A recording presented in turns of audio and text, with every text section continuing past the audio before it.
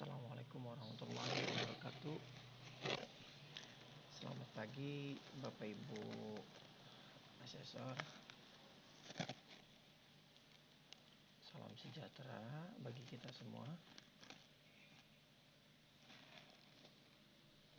Baik Bapak Ibu asesor, pada kesempatan kali ini saya akan memperkenalkan diri saya secara singkat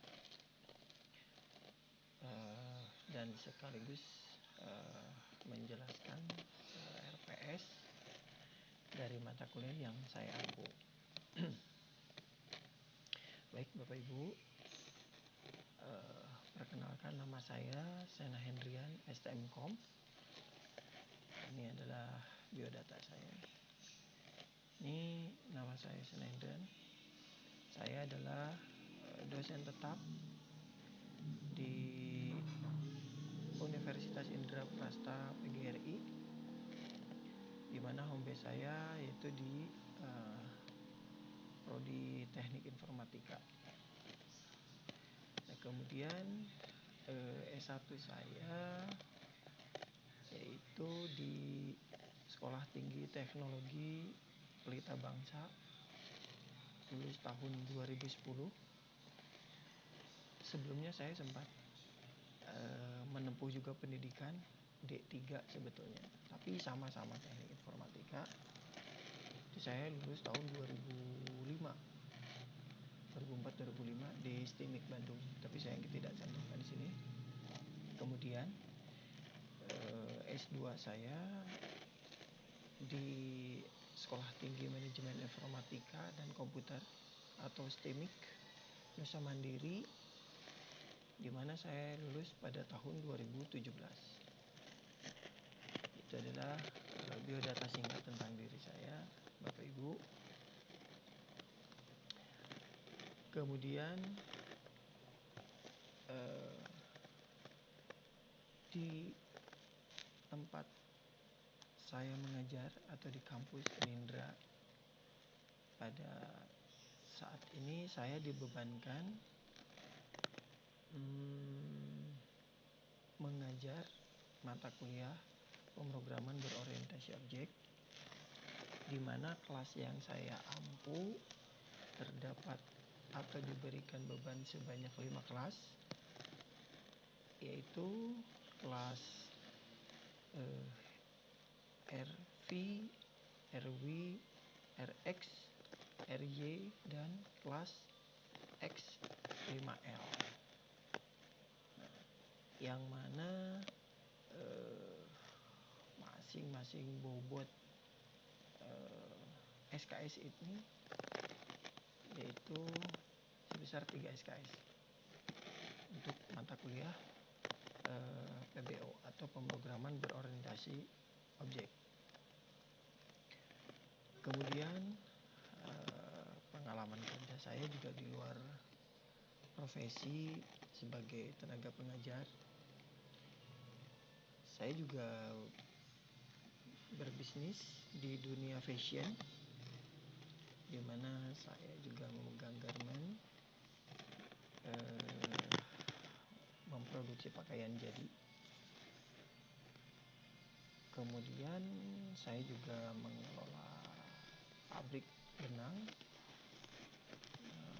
pemintalan benang, spinning, yang berada di Kota Bandung. Baik Bapak Ibu, selanjutnya saya akan membahas tentang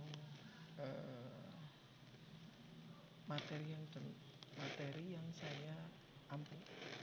Baik. Oke, dari mata kuliah yang saya ampu yaitu pemrograman berorientasi objek,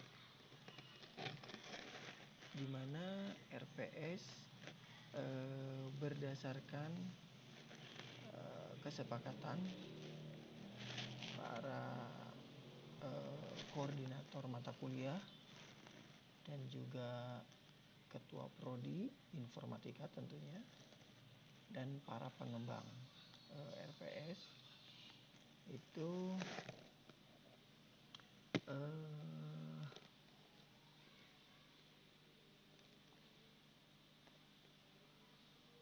telah disepakati capaian pembelajaran di mana capaian pembelajaran yang dibebankan kepada mata kuliah yaitu mampu memodelkan dan menganalisis sistem komputasi. Kemudian capaian pembelajaran mampu memahami konsep yang mendasari ilmu komputer, konsep bahasa pemrograman, memahami teori dasar arsitektur komputer. Selanjutnya memiliki pengetahuan yang memadai terkait dengan cara kerja sistem komputer dan mampu merancang serta mengembangkan berbagai algoritma atau metode untuk memecahkan permasalahan. Selanjutnya mempunyai pengetahuan dalam pengembangan algoritma atau metode yang diimplementasikan dalam perangkat lunak berbasis komputer. Kemudian capaian pembelajaran berikutnya adalah mampu menganalisa, merancang, serta mengevaluasi perangkat lunak dalam berbagai area atau bidang. Nah, yang terakhir yaitu mampu menerapkan algoritma secara paralel serta merancang aplikasi berbasis jaringan. Kemudian capaian pembelajaran mata kuliah yaitu mahasiswa mampu memahami konsep dasar pemrograman,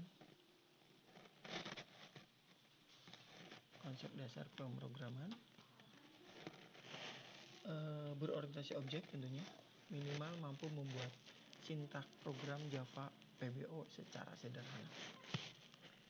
Kemudian mahasiswa mampu menjelaskan definisi dari kelas, objek, metode, konsep PBO, yang mana di sana terdapat inheritance, encapsulation, polymorphism, interface, dan abstrak secara sistematis. Selanjutnya itu mahasiswa mampu membuat program Java berdasarkan konsep PBO yang saya sebutkan tadi, yaitu inheritance, enkapsulasi, serta polymorphism, interface, dan abstrak secara benar dan sistematis pula. Kemudian tujuan dari pembelajaran ini pada kemampuan akhir tiap tahapan belajar yaitu mampu menjelaskan definisi dari kelas, objek, dan metode. Nah, selanjutnya juga mampu menerapkan konsep PBO, kemudian mampu menerapkan interface dan abstrak ke dalam program Java. Nah, jika dideskripsikan secara singkat pada mata kuliah ini yaitu mata kuliah ini mempelajari konsep-konsep dasar pada object oriented programming atau OP atau PBO seperti kelas, objek, encapsulation, inheritance, polymorphism, interface, abstract class, serta spesifik konsep-konsep tersebut akan dipelajari dengan bantuan bahasa pemrograman Java tentunya. Oke, berikutnya kajian pembelajaran. Di bahan kajian atau materi pembelajaran itu yaitu ini kita melakukan sebanyak 14 kali pertemuan yang mana materi pembelajarannya mencakup kepada 10. Nah, nanti ada pengembangannya. Itu antara lain paradigma konsep PBO dalam kehidupan sehari-hari. Jadi bagaimana caranya konsep PBO itu diterapkan dalam kehidupan sehari-hari. Selanjutnya kita membahas tentang kelas dan objek dan specifier dan modifier. kemudian ada modif method, ada inheritance, ada encapsulation, ada polymorphism, kemudian overloading dan overreading, ada interface juga, dan terakhir adalah abstract class. Baik Bapak Ibu, berikutnya adalah ini terkait dengan masalah kehadiran mahasiswa, yang mana di dalam buku pedoman kampus atau di Unindra, mahasiswa diwajibkan hadir minimal 80% dari setiap perkuliahan yang dijadwalkan sesuai dengan mata kuliah yang ditempuhnya, sehingga dari kehadiran ini itu dapat ditentukan atau sebagai salah satu syarat agar mahasiswa itu dapat mengikuti ujian pada akhir semester atau mungkin di UPM atau ujian pengendali mutu. Selanjutnya masih di dalam buku pedoman itu juga diuraikan tentang nilai, di mana dalam menentukan keberhasilan studi mahasiswa maka perlu ditetapkan macam dan cara penilaian. Nah, di sini ada skala huruf, ada bobot, dan nilai ujian, di mana skala huruf itu ada A min, A itu yang paling tinggi, A min, B plus, B min, C plus, C, D, serta E, di mana bobotnya dari mulai 4,0 sampai tentu dari 0 sampai 4,0. Oke. Kemudian ini masih dalam pedoman juga kampus. Jadi mengkategorikan jenis kegiatan, yang mana jenis kegiatan ini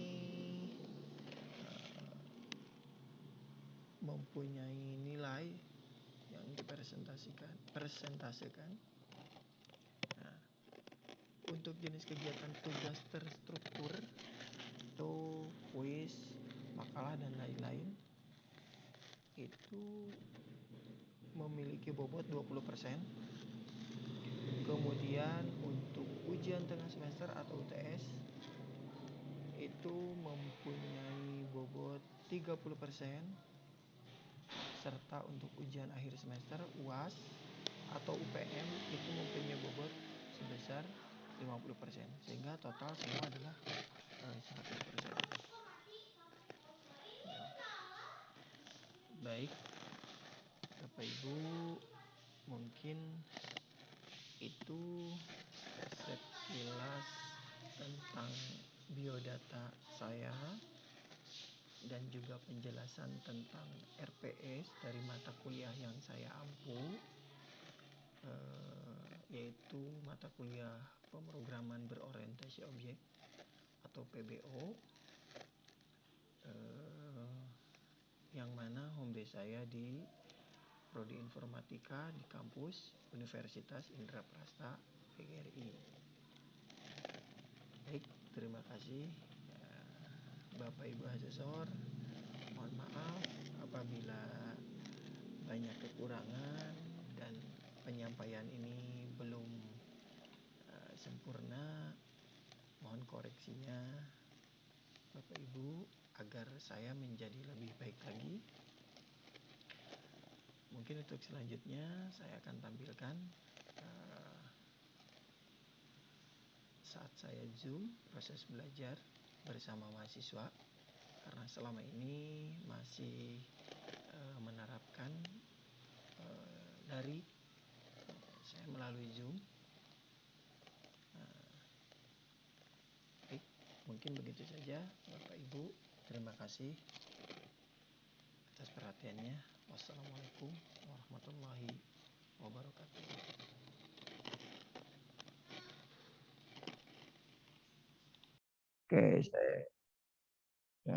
Saya record dulu deh. Oke, saya langsung aja ya. Ini kita punya waktu sedikit aja, nggak apa-apa deh.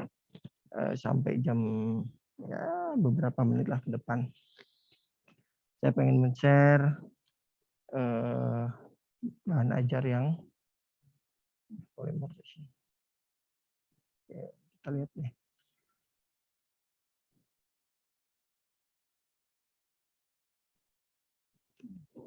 Ini kelihatan nggak ini?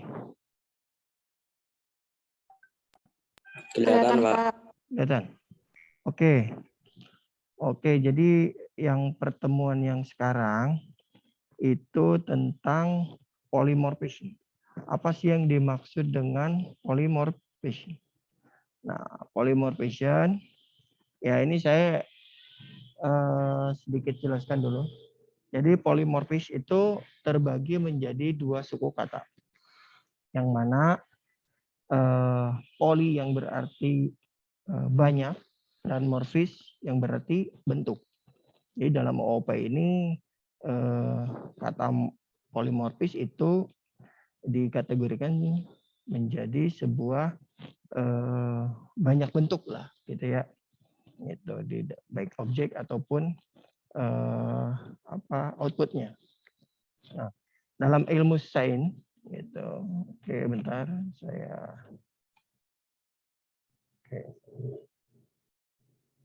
Nah, dalam ilmu sains itu polimorfis adalah sebuah prinsip dalam biologi di mana organisme atau spesies memiliki banyak bentuk serta tahapan atau stage. Prinsip tersebut diterapkan juga pada bahasa Java. Nah, jadi dalam OOP polimorfis ini merupakan sebuah konsep di mana kelas memiliki banyak bentuk metode yang berbeda. Nah, meskipun namanya sama, maksud dari bentuk adalah isinya yang berbeda. Nah, walaupun tipe datanya juga itu atau parameternya juga nanti berbeda. Gitu. Nah, ini banyak yang oke, sip. Oke. Nah, di sini polimorfis juga dapat diartikan sebagai teknik programming yang mengarahkan kita untuk memprogram secara general daripada secara spesifik. Gitu. Nah. Oke. Nah, contohnya misalnya kita memiliki 3 kelas yang berbeda, yaitu kelinci, kucing, dan sapi. Dimana 3 kelas tersebut merupakan keturunan dari kelas hewan. Nah, kemudian contoh yang kedua, kita memiliki 3 kelas yang berbeda, yaitu misalkan makan, minum, dan tidur. Ini nama kelasnya ya. Nah, di mana ketiga kelas tersebut merupakan turunan dari kelas kegiatan. Oke. Nah, oke. Mohon maaf, Pak, share screen-nya nggak berubah. Nggak berubah? Masih di dokumen. Masih di mana-mana? Di dokumennya, Pak, belum ke materi. Bentar. Ini ya.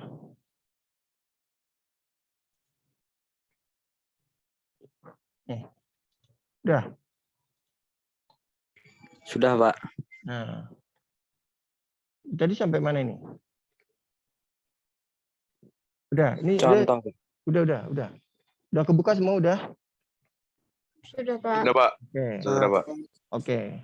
Oke, nah di sini saya juga langsung mencontohkan, ya kan? Saya di sini langsung mencontohkan di mana kita membuat ini apa nih? Ini apa nih? Ini apa nih? Kayak hewan, sapi, gitu. Kucing. Ini apa? Ini kelas atau metode? Kelas. Ya, kelas atau metode ini? Kelas ya. Jadi ini kita membuat sebuah kelas-kelas, ya kan? Nah, sehingga nanti kita sesuai dari apa? Nah, dari misalkan ketiga kelas ini itu menjadi sebuah turunan dari kelas di bawahnya. Ya, kalau misalkan tadi di sini saya mencontohkan di sini ada ini kelas hewan. Nah, turunannya ada sapi, ya kan? Ada kucing. Nah, mungkin ada satu lagi, misalkan apa? Kambing atau apa gitu kan. Nah, di sini kalian tadi sudah mempraktikkan belum? Sudah secara langsung mempraktikkan nggak nih? Belum? Kalau yang ini belum, Pak. Yang ini belum. Oke. Nah, saya berharap ini coba nanti dipraktekkan, ya kan? Ini coba nanti dipraktekkan sehingga nanti hasil outputnya kawan, ya kan? Nah, dari ketiga kelas ini kemudian turunan dari kelas hewan, gitu. Nanti hasil outputnya seperti apa? Itu kan sudah saya di sini contohkan. Saya juga contohkan juga dalam kelas kendaraan. Nanti turunannya kelas kendaraannya bisa apa saja nih? Nah, kalau kelas kendaraan turunannya bisa kelas apa aja nih?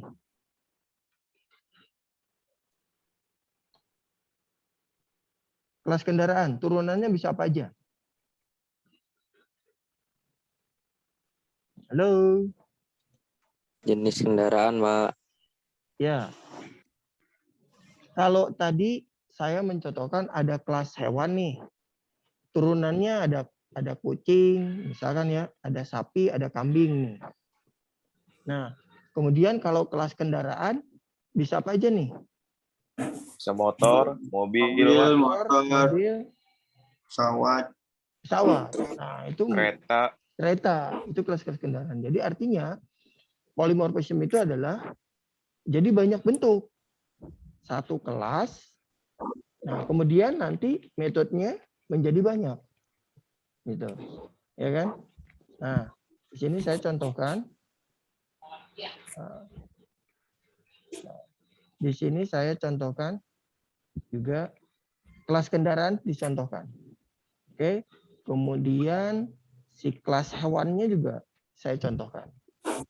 Gitu kan? Nah, kemudian setelah dipraktikkan, jadi kita mengetahui bagaimana caranya untuk membuat kelas turunan. Ya. Itu. Nah, saya sengaja membuat seperti ini, saya langsung praktekkan dalam bentuk contoh program, gitu. Yang mana biar kalian bisa langsung mempraktikkan, gitu kan? Nah, memang lebih efisien ketika kita tatap muka. Saya lebih enak, gitu kan? Lebih enak menjelaskan, lebih enak melakukan praktek langsung bersama-sama, gitu. Nah, saya permudah saja dengan membuat langsung contoh-contoh di dalam slide-nya, gitu kan? Di dalam slide-nya saya membuat contoh-contoh yang mana bisa langsung kalian kerjakan, gitu. Nah, kemudian saya membuat sebuah latihan sini dengan menggunakan inputan scanner. Nah, inputan scanner ini nanti kalian menggunakan konsep PBO yang sudah saya share sebelumnya. Materi tentang inheritance, encapsulation, polymorphism, ya kan? Dengan ketentuan untuk NPM ganjil itu membuat tema tentang karyawan. Misalkan biodata karyawan, inputannya apa aja sih? Biodata karyawan, inputannya apa aja? nama, tanggal lahir, Pak, jenis kelamin, Ya. nomor telepon, Ya. ID. ID yang pertama adalah ID-nya karena kita harus membuat keywords-nya kan. Nah, kita harus membuat keywords-nya. Kita misalkan ID karyawan nih. Kemudian ada nama. Kemudian ada alamat, tanggal lahir. ya kan? Ini untuk yang NPM ganjil. Ya, ini untuk NPM ganjil nanti membuat tema tentang karyawan. Gitu. Tetapi inputannya menggunakan scanner. Ya, inputannya menggunakan scanner. Nah, kemudian untuk yang NPM genap itu membuat tema tentang apa? Penjualan. Tentang penjualan apa aja sih? Tentang penjualan apa aja? Nama barang, stok, Nah, yang pertama untuk keywordnya apa nih? Untuk ID, Pak. pre-makernya, ya. ID barang. ID barang, kemudian nama barang, ya kan? Kemudian apa? Karena di sini konsepnya penjualan berarti ada Stok, Pak. ada harga. Nah, ada harga ya kan? Nah, jadi di sini ID barang, nama barang, harganya berapa, ya kan? Kemudian nanti total pembelian, ya kan? Kalau misalkan ini kan kita mau penjualan nih, ya kan? Tetap pembeliannya berapa? Misalkan 3 piece. Kalau harga barangnya 1.000, anggap aja dengan nama barang itu, ya kan? Ada nanti totalnya berapa? Di total. Ya. Paham nggak untuk yang ini? Konsep yang ini paham ya? Paham, Pak. Nah, kemudian untuk yang berikutnya kita menentukan atribut dan aksesnya yang dibuat dalam sebuah metode. Paham? Atribut atau aksesnya. Misalkan dia gini.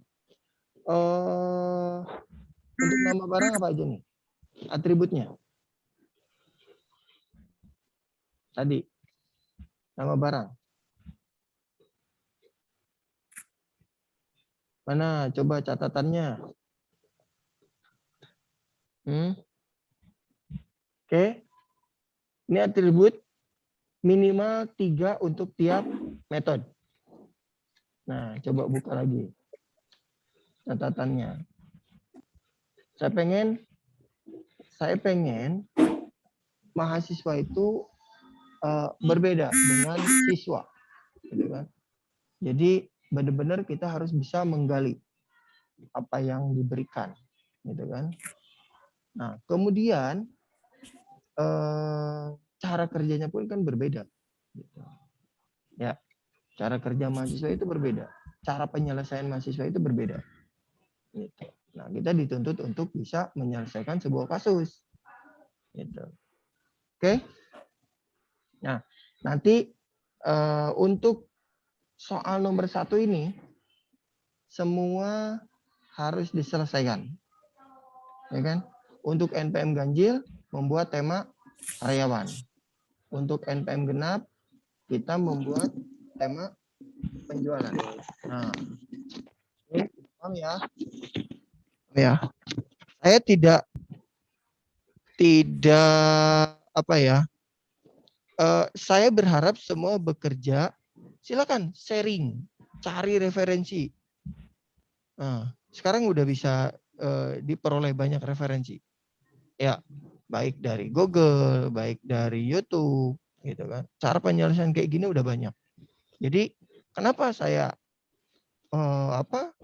mohon maaf, banyak lebih men-share materi penjelasannya udah saya langsung terapkan melalui langsung contoh program. Karena apa? Ya, semua juga sudah bisa diperoleh melalui YouTube lah terutama, ya kan? Konsep-konsep penyelesaian yang kayak gini udah bisa mudah. Nah, tergantung kita mau nggak gitu menyelesaikan tugasnya. Gitu ya kan? Nah, kemudian setelah kalian memang semua sudah mengerjakan yang soal nomor 1, buatlah sebuah kesimpulan dan perbedaan dari 3 konsep PBO yang sudah dipelajari. Konsep PBO itu apa aja? Ini tentang inheritance, tentang encapsulation, dan tentang polymorphism. Ya, paham ya? Jadi berikan kesimpulan. Jadi dalam artian begini, ini boleh ditangguhkan. Ya, ini boleh ditangguhkan karena apa? intinya kalau untuk mengerjakan soal nomor 2, berarti kan kita harus membuat semua konsep ini nih. Ya kan? Iya ya. Jadi nanti di Iya, Pak. proses inheritance-nya kayak gimana ketika kita membuat tema karyawan. Terus di encapsulation-nya gimana. Ini polymorphism-nya gimana. Nah, silakan pilih saja salah satu konsep yang sekiranya kalian bisa, mampu. Kerjakan semampunya. Saya berharap semua mengerjakan tugas. Ya, karena nilainya akan bisa mendorong, bisa membantu terhadap nilai-nilai yang sebelumnya, tugas yang sebelumnya, ataupun bisa memarkup nilai di UTS. Oke? Ya, paham ya? Baik, Pak. Nah, jadi ya, jadi saya pengen tugas ini diselesaikan sebaik mungkin. Deadline tugas ini minggu depan. Ya, deadline tugas ini minggu depan. Kemudian berarti hari Minggu pukul 23.59 itu maksimal kirim. Ya, maksimal kirim di Google Classroom. Ya kan? Sudah ada kan? Tugas di temanya udah saya siapkan ya. Oke? Oke? Iya, Pak. Sudah saya siapkan temanya, tema tugas kelas. Gitu. Jadi semua tugas diupload ke sana. Nah, kalau yang ini nggak perlu tulis tangan. Ini cukup kalian men-screenshot gitu kan, hasil dari tugasnya. Gitu. Ya. Oke. Sampai sini ada pertanyaan nggak? Udah ada, Pak. Ada pertanyaan nggak? Nggak ada, Pak. Ini udah pada Nggak pintar ada, semua berarti. Udah pada oke-oke semua berarti ini.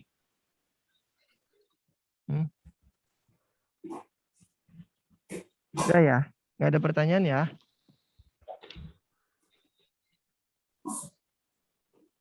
Ada pertanyaan nggak? Ada, Pak, insya Allah, Pak. Kenapa? Nggak ada, insya Allah. Nggak ada, insya Allah ya. Nah, jadi saya juga ini udah cukup ya, yang saya share-nya udah cukup ya. Iya, Pak. Oke, ini saya close dulu. Bentar. Jadi saya ingin semua mengerjakan secara baik dan diselesaikan secara sempurna. Ya kan? Sempurna berdasarkan kemampuan kalian masing-masing. Tapi dalam artian gini, bukan berarti ya saya mampunya hanya segini, ya udah deh dikerjakan padanya, enggak. Tetap harus sampai output, harus sampai final. Oke? Siap? Baik, Pak. Nah, Ya, Pak. oke. Jadi mungkin pertemuannya untuk yang Zoom kali ini cukup ya. Oke. Saya pengen ini ada foto ini nih. Nah nih, coba semuanya itu dong. Kameranya di... bentar, saya screenshot dulu deh. Nah, ini mana Tridharma kok nggak muncul ini?